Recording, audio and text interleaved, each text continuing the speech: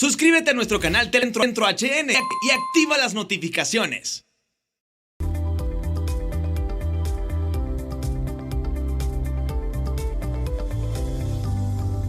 Buenas noches, bienvenidos al banquillo. Les saludamos como de costumbre a través de TSI. Estamos en pleno verano, hay dificultades con el abastecimiento de agua, ya no solo en la capital hondureña, en sitios donde normalmente se distribuía el vital líquido sin problema, ya hay racionamientos. A esto le sumamos un desorden en la planificación de proyectos en todo el país. Hoy abordamos este tema con el arquitecto Dino Rieti. ¿Qué tal está? Es un honor. Buenas noches, arquitecto, bienvenido. Muchas gracias, Shendo, por su invitación. Es un gusto estar con usted. Siempre admiro el nivel con que se desarrollan temas aquí y pues que Dios nos ayude a compartir con el auditorio temas como lo que es el desarrollo, la planificación del desarrollo de Honduras. Bueno, arranquemos con Tegucigalpa. Es la ciudad más poblada de Honduras. Con frecuencia se están ejecutando proyectos habitacionales a todo nivel, desde clase alta, clase media, clase baja, y los asentamientos humanos, por las buenas y por las malas, que también requieren de servicios públicos. Sí. ¿Estamos llevando la planificación adecuada a nivel de las autoridades municipales y ustedes que conocen de estos temas, o el desorden sigue, arquitecto? Mire, Tegucigalpa es la ciudad más estudiada del mundo. Aquí por estudios los podemos vender por libra, como quiera. Hay una cantidad de análisis que se han hecho, lo que falta es la acción. Cuando estuvimos trabajando en el Colegio de Arquitectos con la planificación de Tegucigalpa, descubrimos más de 100 estudios solo en el tema del agua. Quiere decir que la inacción, lo que no se hace, es tan caro por falta de ponerse de acuerdo el gobierno central con las autoridades locales para hacer el desarrollo de la infraestructura. Pero no solamente hay que ver lo malo, lo negativo. Yo diría así, somos una zona en la que Dios nos manda agua siempre, y gracias a esa agua podemos botar 60% del agua, por ejemplo. Quiere decir que no podemos administrar el recurso agua, no lo podemos manejar en la cuenca, almacenarlo, distribuirlo y después consumirlo domiciliariamente en nuestros proyectos. Sin agua no hay desarrollo. Aquí en Tegucigalpa, de tener la planificación adecuada en tantos estudios que se han hecho, ¿hace cuánto debió construirse una nueva represa? Porque aquí seguimos hablando, cada administración que llega a la alcaldía o que repite un cuatrienio, que va a hacer, pero se queda con ese va a hacer, nunca hizo. Se hizo Los Laureles y el plan decía que en el 82 se iban a empezar a ejecutar Guaserique 1. Guaserique 1 tenía la cota de inundación en el nivel 1100. O sea que arriba de la cota 1100, Tegucigalpa no tendría que tener ninguna construcción. Entonces, en la zona de las tapias, donde estaban los batallones, donde iba a ocurrir el embalse, marcaron la cota 1100 e indemnizaron a todas las Fuerzas Armadas para que hicieran sus nuevas edificaciones arriba de esa cota. Por eso tenemos una nueva escuela militar. Había una escuela militar inundada y arriba la nueva. Y así ocurrió con todos los batallones. Se hizo esa inversión moviendo esas instalaciones, pero no se hizo la cortina nunca. Yo quiero decir que el problema está en que siempre cuando se va a pedir un crédito tan grande, a veces la credibilidad de que va a existir un repago y no va a caer en default es muy alta, porque el agua se subsidia. Vea usted. Aun y cuando ahora, con los años que han pasado, es un negocio redondo. Ahora, yo le iba a decir eso. Fácilmente se puede buscar fondos en el exterior y con una buena planificación y organización puede venir esta plata. Usted mire cuánto paga en el área marginal la población. Si un metro cúbico aquí en la zona desarrollada vale 10, 11, 25 del Empira, allá en el área marginal vale 200 y pico de lempiras. O sea, un dron vale 30 lempiras, Chendo. No puede ser.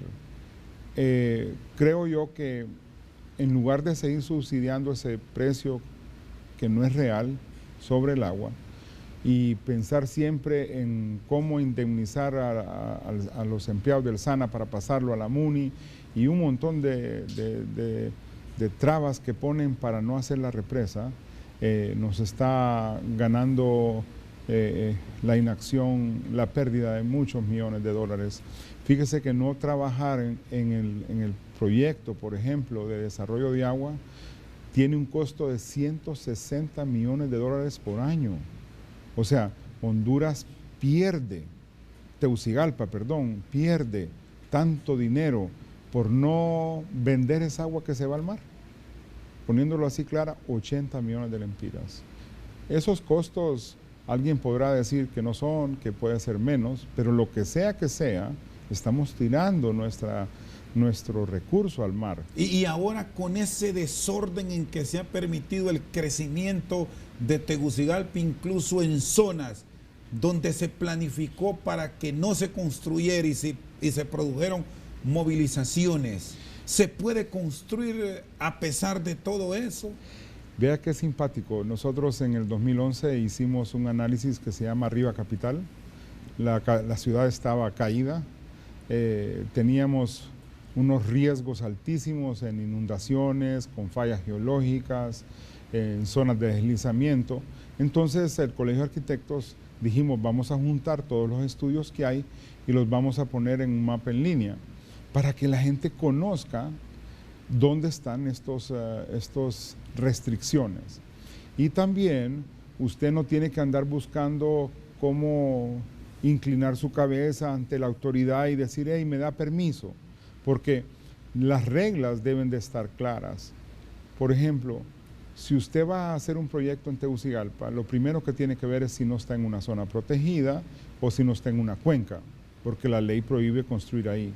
Luego, ve si no pasan fallas geológicas y si no está en zona inundable o si tiene un deslizamiento cerca. Pero eso parece que no se ha hecho caso. ¿O quién es el que tiene la responsabilidad de supervisar a Arquitecto Rieti? Porque aquí, pongamos ejemplos, Ciudad del Ángel, ya sabemos qué pasó. Pero eso estaba en el CIUR. Fíjese que nosotros hicimos ese sitio interactivo y la población de ese lugar tuvo al alcance esa información que aparecía en el sitio de nosotros. En ningún lado aparecía más.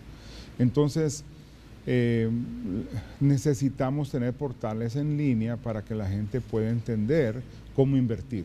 Ahora, este es el caso del sector formal. Al lado está el Ulloa.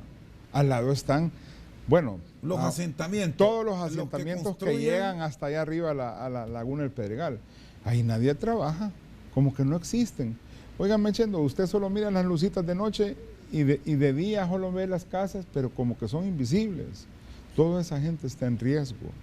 Entonces, yo creo que sí es importante ir eliminando al menos el alto o el muy alto riesgo. ¿Y esa es responsabilidad de quién? Si ustedes como arquitectos, como planificadores, recomiendan, basados en la tecnología, crean estos portales para establecer aquí sí, aquí no. ¿A quién entonces cargarle esa responsabilidad si finalmente no se hace lo que los especialistas dicen? El riesgo se construye. Usted puede tener un río caudaloso como el río Choluteca cuando crece y no pasa nada, pero si usted tiene gente viviendo cerca, ahí es cuando se construye el riesgo. Quiere decir que la autoridad que gobierna la ciudad ha sido incapaz de controlar el riesgo. ¿Por qué? Porque nunca hemos hecho proyectos de vivienda organizados para gente en desarrollo. ¿Y seguimos así actualmente o hemos mejorado O sea, un poco? mire, la población va a crecer al doble. Y dígame para dónde va a crecer Tegucigalpa. Entonces, en el plan de Tegucigalpa dice, vamos a crecer hacia el norte, hacia aguas abajo en el río Choluteca. Pero ¿qué pasa? La gente busca ahí trabajar cerca. Si yo trabajo aquí en la zona del Boulevard Suyapa, me voy a ir a vivir allá por Huasculile. No, entonces yo, arriba de Prondeca. Yo necesito vivir cerca donde trabajo. Entonces, si hacemos un desarrollo, esta vez, ojalá que si desarrollamos el Valle de la Mapa para la futura Tegucigalpa o la expansión de Tegucigalpa, generemos vivienda y puestos de trabajo. Si no, la gente va a parecer nómada como ahorita, ¿va? Venimos desde allá de la salida del norte y movemos 70,000 viajes en la ciudad. O sea, el segundo problema que presentaba Tegucigalpa era la vialidad y el transporte. Por eso Tito se ha enfocado en eso y yo lo aplaudo porque vivíamos en un pueblón que tenía calles para carretas. Este era un pueblo minero. Entonces hoy en día ya tenemos una ciudad, tenemos el plan maestro de transporte, de vialidad decía que si se hacían estos pasos a desnivel o mejorábamos estos nudos, íbamos a mejorar la vialidad. Pero no se ha mejorado el transporte. Falta el otro componente.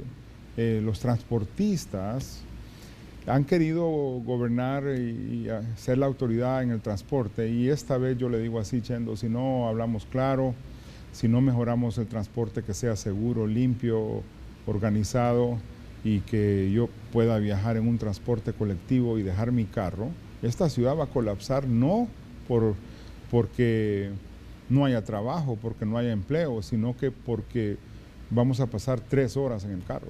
Está con nosotros esta noche al banquillo el arquitecto Dino Rieti. Bueno, ya estamos hablando del tema del transporte. Sin rodeos después de la pausa. ¿Fue bien diseñado este Trans 450? ¿Qué visión tienen ustedes de la forma en que se llevó a cabo el proyecto y los cambios que ha hecho la actual administración? ¿Son viables? ¿O ha sido ir cambiando porque lo que hizo el anterior no me gustó? Después de la pausa, seguimos aquí en el banquillo. Gracias.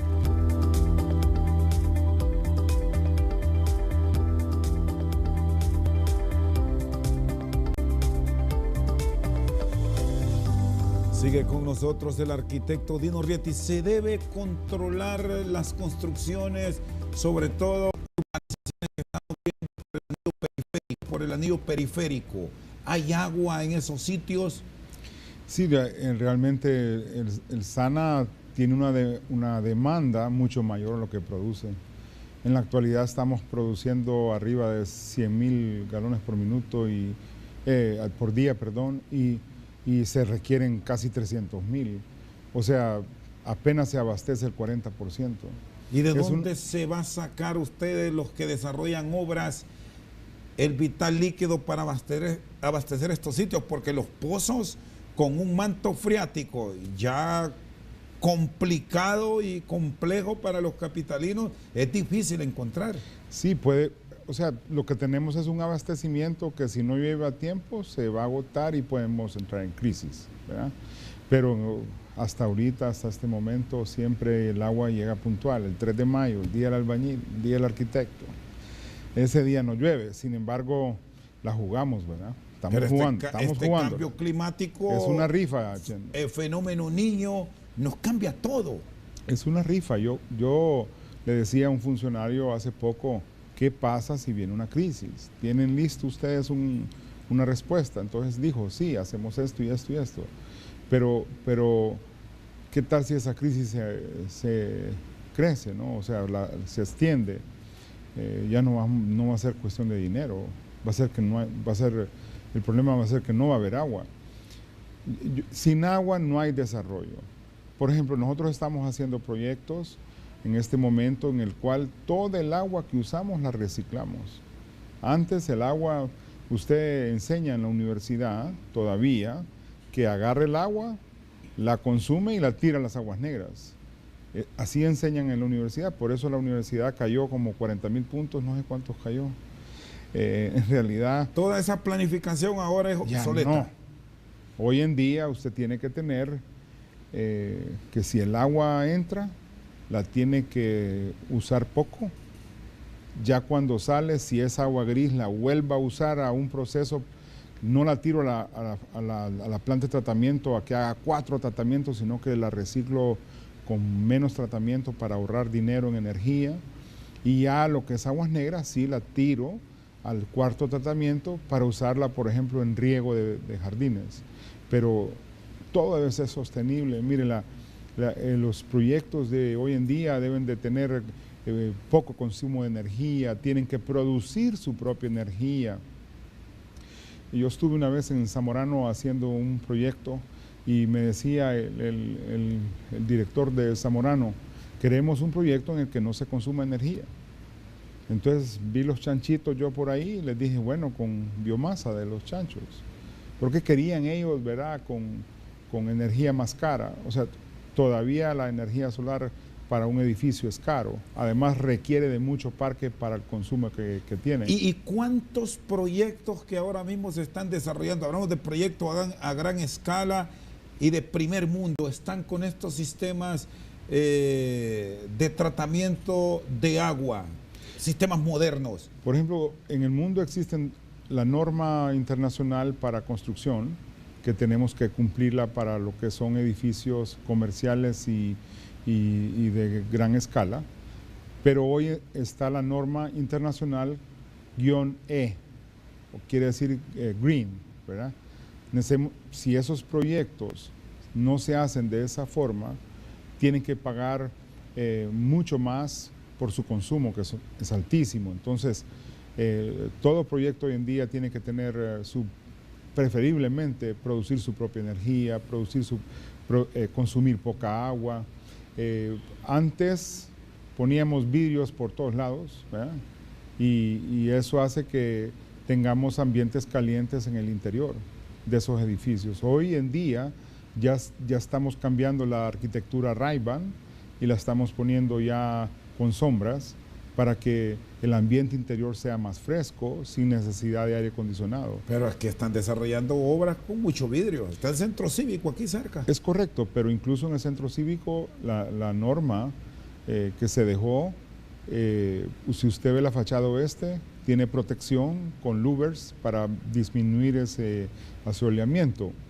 Siempre es un gasto, una inversión que hay que hacer en sostenibilidad, pero vale la pena hacerlo. A la larga, no es que un switch le haga clic y enciende el solo, sino que cómo apago el ambiente cuando yo me voy. Antes los edificios quedaban encendidos cuando se desocupaba la oficina. Hoy en día tiene que poderse apagar. Eso es mucho más importante que cuando yo llego se encienda. Bueno, eso es lo moderno, la tecnología, pero vamos al país con la pobreza que se vive, a las dificultades de la zona marginal, de los que están de la línea para abajo, decimos nosotros.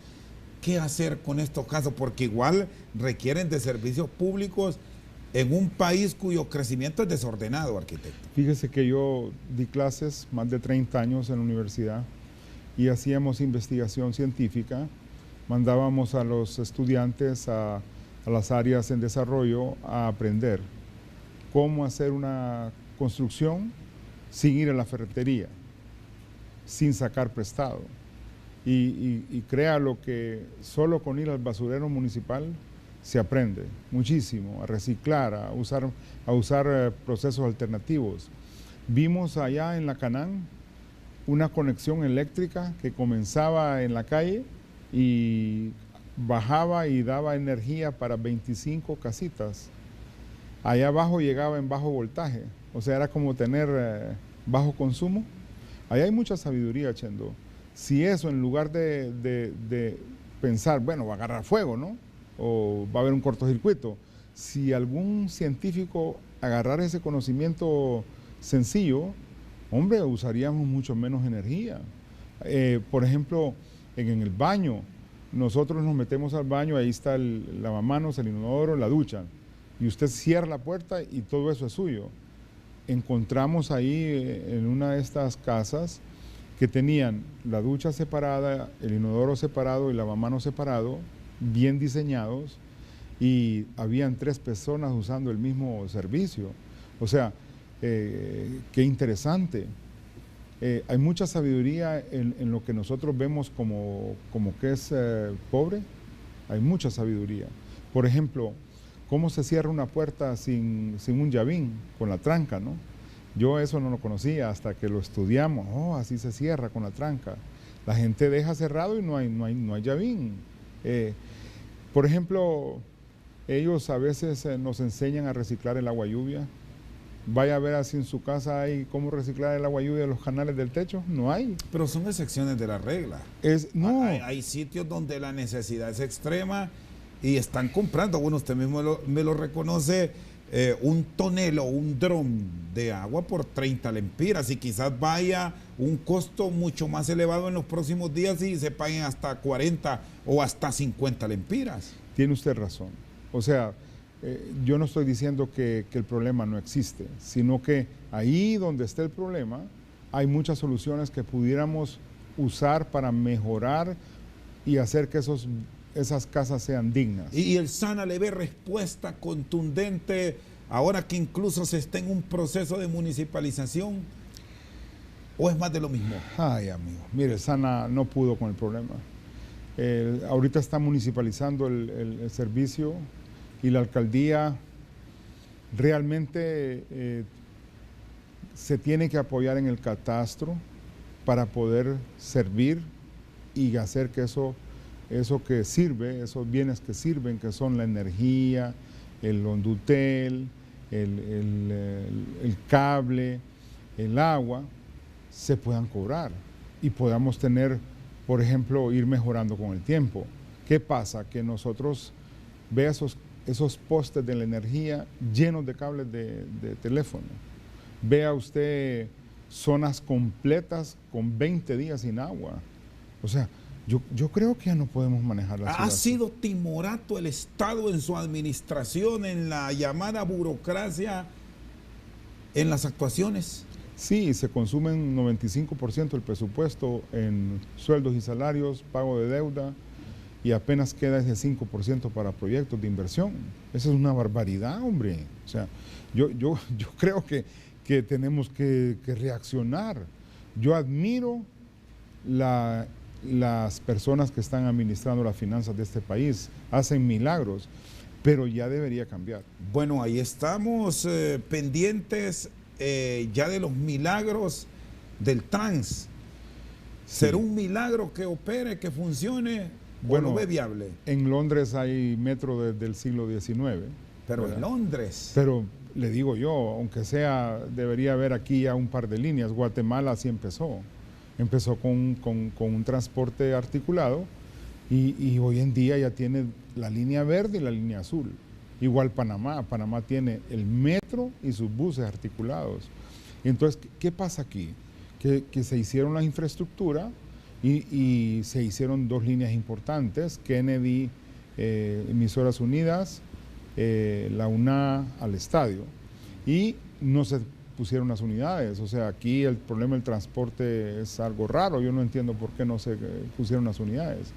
Pero, fíjese usted, para movilizar esta zona requiere de no solamente esas 2 líneas, sino que del estadio podamos ir hasta la salida del Boulevard Nixon, que es allá en Belén. Luego tenemos que continuar hacia el Boulevard de las Fuerzas Armadas y llegar al sur. Con eso completaríamos un sistema interesante, más el metro cable, o sea, tener cabinas con cable para las zonas que son inaccesibles. Quiero decirle esto, Chendo, si nosotros mejoramos el sistema de transporte de la ciudad, nosotros habremos hecho una mejora al servicio que presta Tegucigalpa. Tegucigalpa no cultiva, tiene servicios. Entonces, para poder tener servicios de calidad, tenemos que tener un buen transporte. Está con nosotros esta noche al banquillo el arquitecto Dino Rieti sin casaca después de la pausa. Gracias. Hay burocracia, me dicen, en el Estado. ¿Qué tanto ha enredado todos estos procesos de planificación y desarrollo? Los celos que recién le planteaba, ¿existen o no? Después de la pausa, seguimos aquí en Al Banquillo.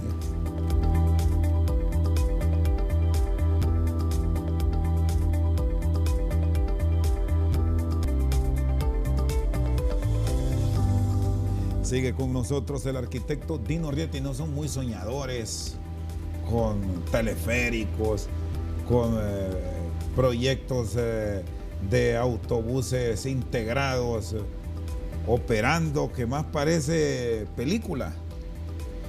Bueno, Medellín era una ciudad que olía a sangre. Usted me decía un amigo que fue uno de los planificadores de Medellín, si mencionas Medellín, ¿qué se te viene? 2 palabras, Pablo Escobar.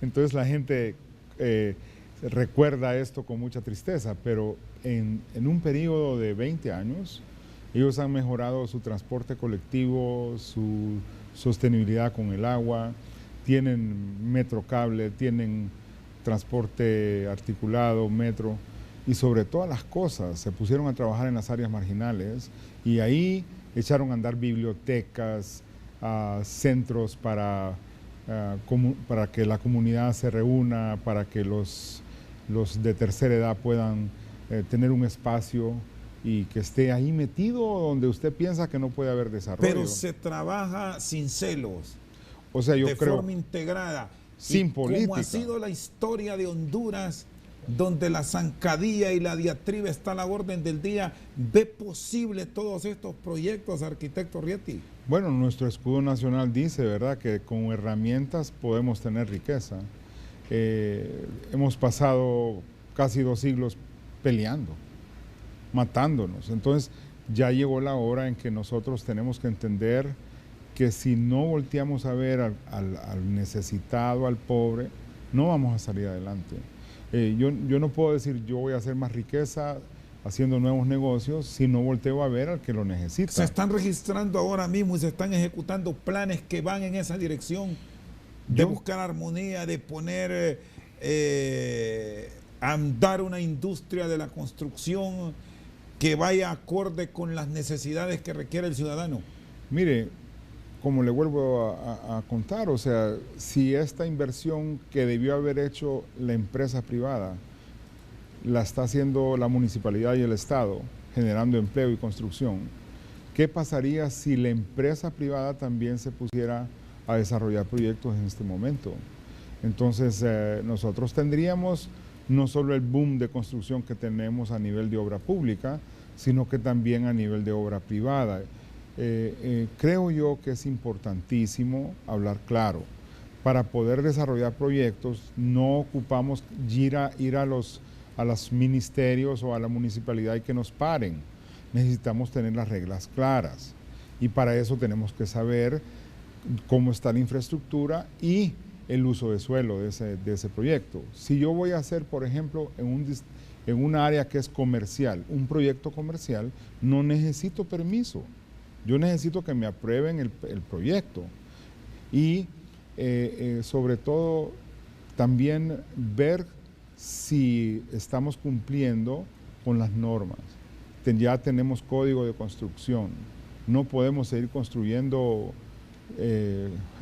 con defectos, con problemas, porque puede venir un sismo, puede venir un evento y tener una calamidad en Tegucigalpa. ¿Cuántos edificios aquí en la capital, ahora hay mucha construcción vertical, pasa también en San Pedro Sula, están construidos bajo esos estándares que exige la construcción actual? Todos. Ahora toda la edificación van con esos niveles. Tiene que ser así. ¿Y los que ya fueron construidos se pueden modificar o eso ya es requiere inspección? No, tiene que hacerse inspección. Mire, si la autoridad no hace inspecciones, cuando ocurre un evento sísmico en Honduras, vamos a tener grandes problemas. Y tenemos el personal a nivel de Copeco, bomberos. Nosotros formamos 100 inspectores en el Colegio de Arquitectos y el Colegio de Ingenieros Civiles Ni uno de ellos está con trabajo, ni uno de ellos está haciendo inspecciones. ¿Y por qué? ¿Político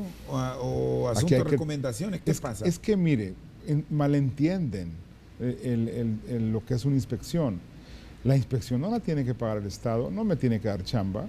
O sea, la inspección la paga el del inmueble. Usted hace la inspección y le dice, mire, usted tiene que poner escaleras de emergencia, tiene esa puerta que abre para adentro, tiene que hacer que abra para afuera, tiene que tener todo, cumplir con toda la norma. Si no cumple, se hace un reporte. ¿Y en manos de quién estamos entonces si observamos en muchas edificaciones que hay instrucciones? ¿Quién las ha dado? Pues yo voy a decir que antes del código hay ciertas construcciones que cumplen, pero la mayoría se hicieron con deficiencias. Entonces, la autoridad ha fallado. La autoridad debió haber sido más estricta en este tipo de proyectos. Hay otro tipo de proyectos que son edificaciones de menos de 3 niveles, que se llaman, es el código residencial, ya no aplicamos el código comercial. Y en ese tipo de construcciones no se requiere ser tan estricto. Ahí se maneja diferente. Es más, hay menos riesgos, ¿verdad? Hay menos cargas, y entonces eso ya lo puede construir un nivel de profesional con menos experiencia. ¿Qué trabas han encontrado, arquitecto Rieti, en la solicitud de permisos, en los procesos también de investigaciones y de planificación? Ustedes corrieron con la responsabilidad en el centro cívico. ¿Qué encontraron? Bueno, voy a contestar la primera pregunta. Yo soy premio mundial de Doing Business. Entre 3,000 y pico de contribuidores estuvimos haciendo toda la medición de permisos de Tegucigalpa. Es exagerado, gentlemen. Mire, nosotros tenemos, de por sí el proceso es bastante engorroso en el SANA principalmente, es difícil en medio ambiente, pero en todos lados tengo que presentar la escritura, copia de los papeles personales del propietario, del representante legal, del que está haciendo el proyecto. Les digo, hey, esto debería ser en un solo lugar. Me piden copia de los planos en todos lados. Yo hago los planos y los presento en un solo lugar y lo demás va digital. Tenemos que cambiar. Entonces, este proceso yo espero que se mejore. No se ha mejorado. Más bien en Doing Business estamos igual. Salvador, por ejemplo, El Salvador llegó al puesto 60. ¿Cuántos días tarda un trámite para ustedes? Pues si uno ya cumple con todo, ya dio la vuelta al mundo y llega a la alcaldía, es rápido. Nos lo pueden dar en unas 2, 3 semanas, a veces en menos, pero... Lo ideal sería estar con el estándar D. O sea, si usted tiene un proyecto certificado con autoridades certificadas, el proceso debería ser una sola parada. Se llama One Stop Permit. Eso es en Hong Kong. Hong Kong es número 1. Usted con un solo trámite resuelve todo. ¿Por qué? Porque no aprueba el permiso, usted aprueba el proyecto. Entonces lo construye, lo supervisa, hace inspecciones durante el proceso, que quedó enterrado, que está oculto, y luego al final usted da el permiso de operación. Cuando dé el permiso de operación, lo inscribe en el IP, pero si tiene deudas, no lo inscribe en el IP. O sea, ¿me entiende? En un país desarrollado, yo confío en la gente. Aquí todo es susceptibilidad, está haciendo lo correcto, no está robando, está haciendo bien las cosas. ¿Por qué? Porque no hay profesionales certificados. ¿Y se han encontrado en todos estos trámites, en el caso particular de ustedes, los urbanizadores, los que piden algo ahí para agilizar? Bueno, porque hay proyectos que salen rápido, otros medidas se enredan o los engavetan. Yo he tenido trámites de 4 años. He tenido trámites de 4 años. No, mire, nosotros tenemos, nosotros hemos creado políticas de empresa y le decimos a los clientes, no tenemos conflicto de intereses, ética en los negocios, drogas y alcohol, seguridad sobre todo. Entonces se lo decimos al cliente. Y aparte ahora le decimos, si usted quiere ser sostenible, pues También incluimos la política esta de ser eficiente, pero vale un 10, un 15% más. Pero lo importante, Chendo, es que si uno enseña eso a los jóvenes lo aprenden. Si usted no roba, el joven no roba. Cuando va a la ventanilla, usted va a la ventanilla y presenta sus papeles de forma normal. No tiene por qué dar mordida. Yo le decía a un inversionista, y estuvimos en Trujillo haciendo el muelle crucero, y le dije yo, mire, por favor, no vaya a dar ninguna comisión. ¿Y es que le pidieron? Bueno, el hombre me contó unas historias. Entonces yo le dije, cuidadito se pone a darle a uno porque se vuelve piñata. ¿Dónde es que más trabas hay? ¿Que le han notificado a usted es que si lados, no da, no avanza? Es que eso no se da conmigo porque ya me conocen. Pero que le han notificado. Pero con una persona que no tenga credibilidad, le tiran el zapatazo. Entonces, ¿qué es lo que hay que hacer? Fíjese bien, todo debe estar público. Dígame un portal que muestre en qué estatus está un permiso. Si el que tenía, que era el IP, y éramos Premio Mundial de Gestión, todo estaba en línea, podíamos ver en qué lugar, a dónde está ahorita, está en legal. Ahorita en día lo perdimos, está caído. Eval encontró una institución corrupta con todos los folios en el suelo. Entonces, si yo traigo un inversionista y le digo, va a inscribir su bien inmueble, sus mejoras, da miedo, hombre. ¿En qué administración se votó ese software? Fue en la época de Mel.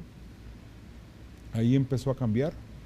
Y desgraciadamente imagínense, yo tiemblo cuando cambia color. O sea, nosotros hemos vivido azules, rojos, los cetras, inflación, hemos hecho de todo, Chendo, pero cuando cambia de color, sufrimos. Entraron la gente y no quisieron recibir los passwords del gobierno azul y pensaban que estaba corrupto y ellos hicieron lo que ellos querían. Empezaron con un nuevo sistema. ¿Qué pasó? Que ese PAT se debilitó, pero volvieron a escribir a mano. Ay, hermano, eso fue grave, eso nos tiene realmente muy atrás. Pero yo confío en que el hondureño es noble. Mire, el hondureño no es corrupto. Yo hice los macroalbergues. Cuando yo iba a hacer los macroalbergues con un equipo de trabajo muy noble, la de Naciones Unidas me dijo, ustedes son ladrones, ignorantes, haraganes, no podemos trabajar con ustedes, voy a traer unos expertos. ¿Sabe? Terminamos los albergues en 21 días, 28,000 metros cuadrados de techo, sin robar. Todo bien, bajo norma, muy digno. Nosotros no somos ladrones y yo creo que las autoridades tampoco. Es cuestión de que se quite eso de la comisión de en medio, te voy a dar el 10%. Yo no acepto comisión en las compras de cerámica, de cemento, no quiero comisión, vivo sencillo, no agarro una bolsa de cemento. Igual mi cliente se siente contento porque no hay el descuento es para él, pues, bye. Muy bien, está con nosotros esta noche al banquillo el arquitecto Dino Rieti. Una pausa, en breve continuamos.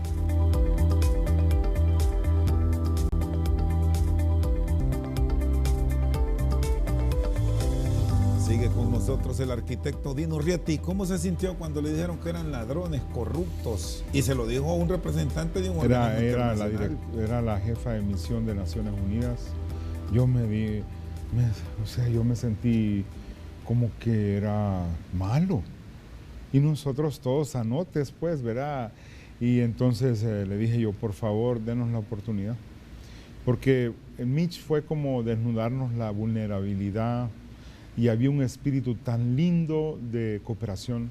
Entonces nos juntamos 22 profesionales y compramos todos los materiales y construimos en 22 días. Óigame, vino el jefe del OIM a nivel mundial y me preguntó cómo lo hicieron. Y le dije, no tocamos un 5, pero yo sí vi que del lado de ustedes tocaban 5. Es decir, de allá sí robaron. No, había gente queriendo comisión. Es que mire, ese es un gran problema. Extranjeros. ¿Sabe qué debemos pidiendo de hacer? mordida. No, se llama comisión. son comisiones. Así es el término. Ese es el término. Pero aquí le dicen coima, le dicen coima, mordida, tajada. baqui, tajada, rucurrucu.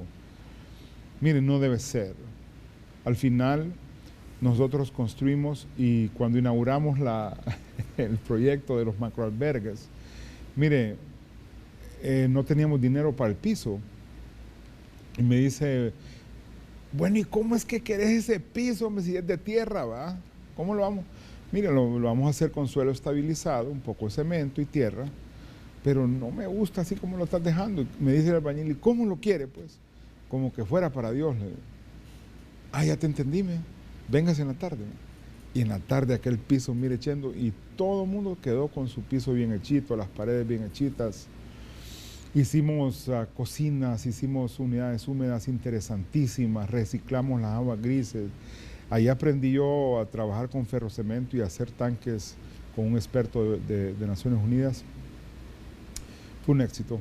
¿Qué encontraron? Ustedes han hecho la planificación del centro cívico. Sí. Hay quienes han cuestionado, dicen que es muy caro, que para qué esa obra, que no cuesta lo que dicen. En esa planificación hubo sorpresas, Dino. Hoy, mire, nosotros, yo puse una regla. Le dije, trabajo el proyecto siempre y cuando trabajemos con la verdad. Yo puedo trabajar con la verdad en Honduras, en Panamá, ahorita hice un proyecto y les puse la misma regla. Trabajemos con la verdad. Sin verdad no se puede.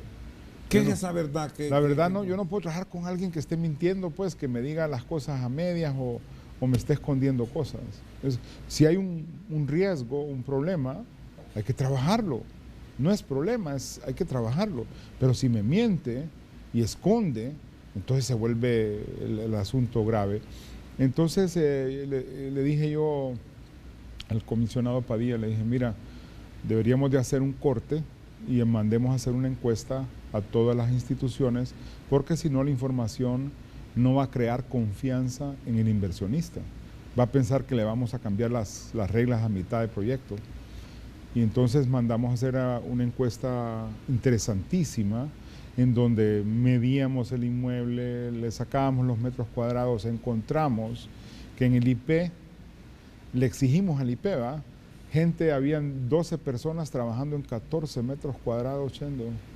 Y había un comisionado de una institución con 80 metros cuadrados él solo, ¿va?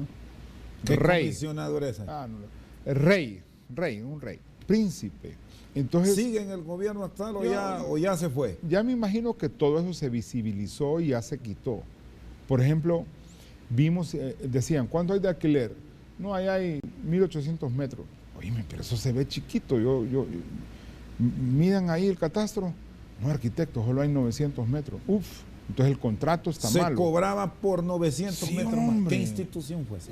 No, yo no puedo entrar en ese tema porque no me gustan chismes, pero sí me interesa. Pero sí lo certificaron, claro, y se lo pasaron al quedaron, gobierno. Ajá. Entonces lo agarró Finanzas, todos ahora se deposita en un fondo en Finanzas y Finanzas certificó todos los contratos. Es decir, que allí por alquiler hacían pingües negocios. Cosas. Entonces, después, por ejemplo, me decían a mí que ocupamos un señor que decía, queremos 10,000 metros cuadrados.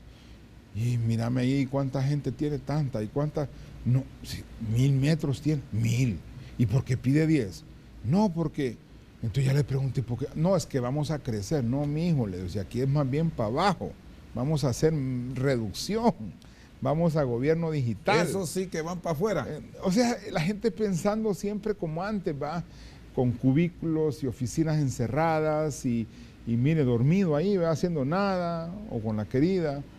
Y la gente, le voy a decir así, ¿usted cree que en centro cívico ahora usted va a llegar tarde y no lo van a ver? Así con sus taconcitos y llega tarde, lo van a ver. Por ejemplo, íbamos a los baños y mirábamos aquellos baños completamente deficientes. Hoy, ahí, si hay un baño que falla, en la norma hay una multa para el operador, si no la repara en el tiempo que está en el manual. Todo eso lo escribimos. Encontramos 8 asistentes del asistente en la ENE. ¿En la ENE? Sí. Burocracia. Ese sí lo voy a decir. Y encontramos por ejemplo, que tenían 10 conductores y 2 vehículos. ¿Dónde fue eso? 10 conductores. Varias instituciones. 2 vehículos. Varias. Deme una. Bueno, había un problema en salud pública, por ejemplo. Entonces había más gente que ambulancias o al revés. Pero yo quiero decir así, mire, esto sirvió para que el Estado, que tenía años queriendo modernizar el Estado, no hay servicio civil, por ejemplo, no se sabe qué nivel de servicio civil tiene alguien. Entonces llega un tipo nuevo y lo ponen, pum, y este es el nuevo príncipe, y eso no debe ser así. En Estados Unidos el servicio civil va por grado y cuando usted llega al grado 15 es como un general y sale con honores y se le paga bien su retiro. Aquí es una desgracia se queda uno como vegetando. Entonces hicimos una categorización para que el empleado que estaba sin categoría ahora ya tiene categoría. Hicimos 8 más la del presidente. Y entonces se le entregó un área estándar. No van a ver un príncipe con tanto y el otro, sino que todo el mundo dignamente. No podemos ser más grande, don Rosendo, porque tenemos limitaciones de costos. Para crear el modelo nos costó muchísimo y trabajamos con un grupo fantástico. Yo trabajé con el tema financiero con el hijo del arquitecto Merriam, un hombre brillante. Hicimos planificación de sitio, todas las variables se lograron poner en un concurso y hoy está ahí bajo norma. Estamos reciclando agua, estamos con un proyecto que yo creo que hoy sí el Estado debe trabajar mucho mejor. Arquitecto, le agradezco. Es un honor. Feliz noche. Gracias, agradecemos la oportunidad de estar con la patria. Estamos para servirle, aquí mis 2 manitas a la orden. Con nosotros esta noche al banquillo el arquitecto Dino Rietti. Por su sintonía, muchas gracias.